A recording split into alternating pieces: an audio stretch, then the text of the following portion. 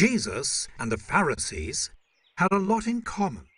That comes as a surprise to some people, but it's true.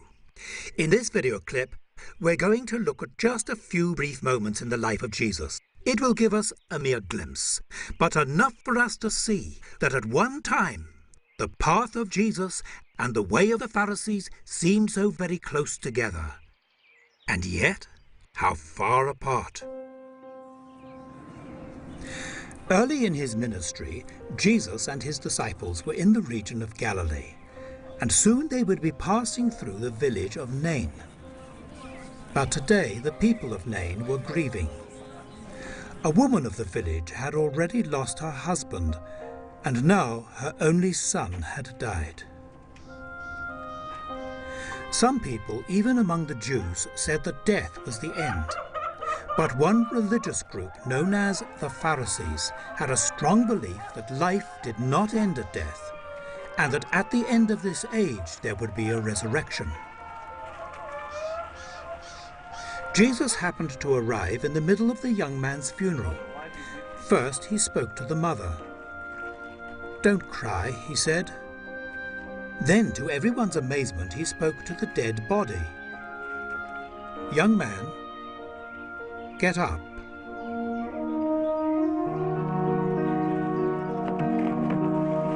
There would be no need for a burial today.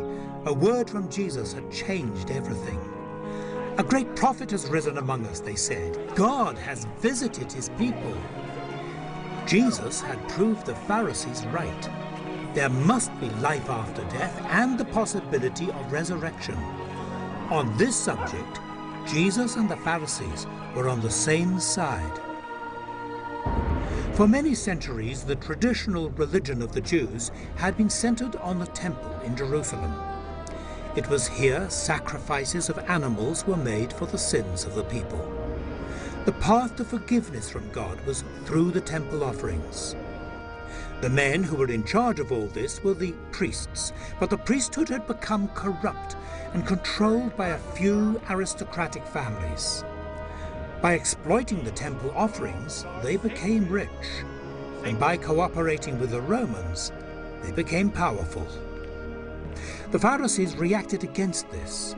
They still went to the temple and its sacrifices, but the focus of their lives was on the synagogue, on daily prayer and the study of the Holy Scriptures, the law and the prophets.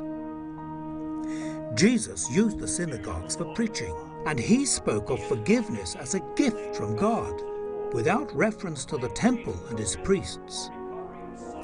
The Pharisees also said that at the end of the age would come the day of judgment, when everyone would stand before God. Again, Jesus was in agreement. "I'm telling you," said Jesus, "on the day of judgment, people will be held accountable even for every thoughtless word they've spoken."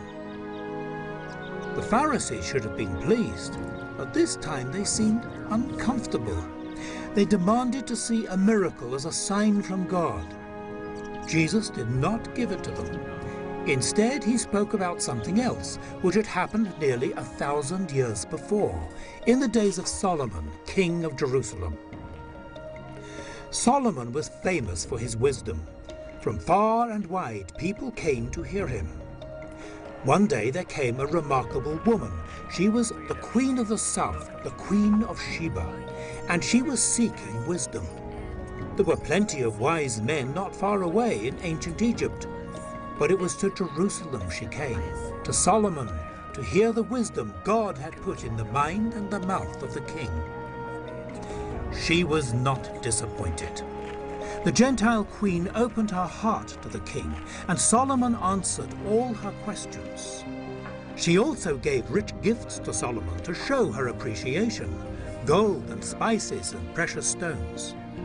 The Queen of the South was full of admiration.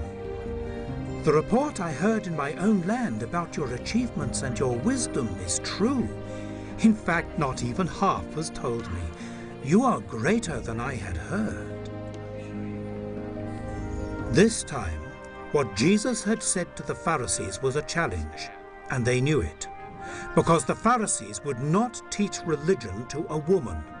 and they despise the Gentiles. The Queen of the South will be resurrected on the day of judgment, said Jesus, and she will condemn this generation, for she came from the ends of the earth to listen to the wisdom of Solomon, and someone greater than Solomon is here. Jesus and the Pharisees had seemed to be on the same side, but in fact it was not so. The path of Jesus was in the opposite direction, and as the days went by, the gap between them grew wider. The attitude of the Pharisees was religious legalism. To be righteous, they said, you must keep 613 commandments. Jesus criticized them for making religion a tangle of complicated rules. You Pharisees, you clean the outside of the dish, but inside you're full of greed and wickedness. You load people down with burdens they can hardly carry, and you yourselves will not lift one finger to help them. The Pharisees were angry with him, but still some of them came back to hear him again.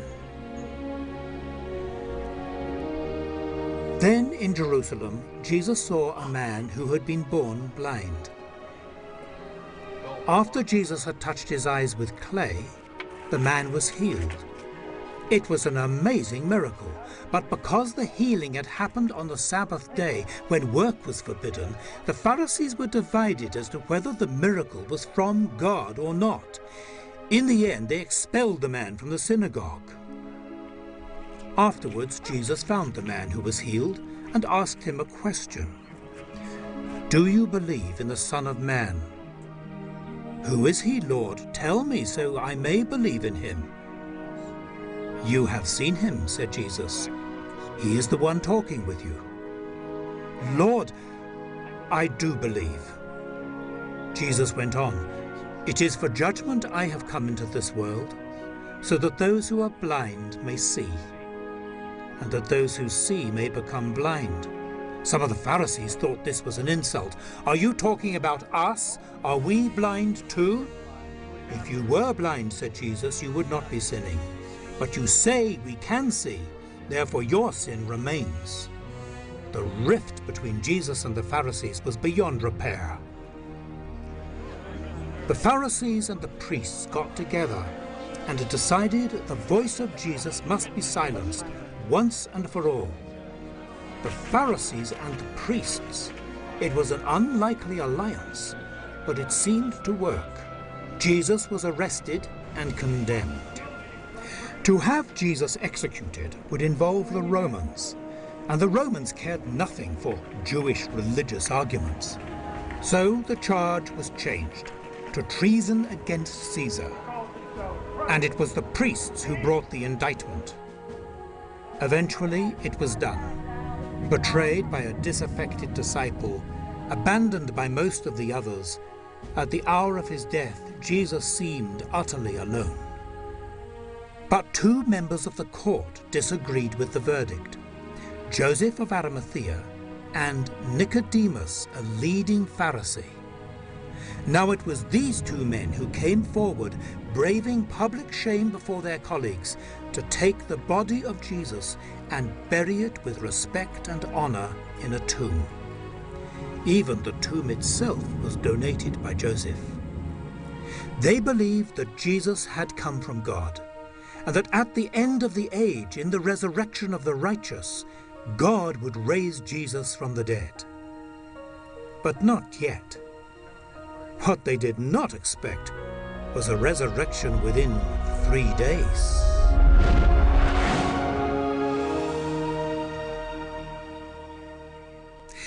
It's easy for us to condemn the Pharisees and say they were religious hypocrites.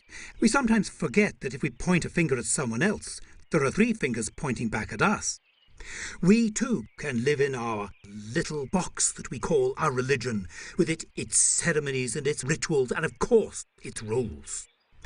When Jesus comes to us, he demands a change of heart, a faith, a new way of life. But you know, the Pharisees were right about some things. There is a life after death. There will be a day of judgment, and we do need to be ready. But that will happen not as a result of our own efforts at being religious, but through a new relationship with God. And the path to that has already been opened to us through Jesus Christ.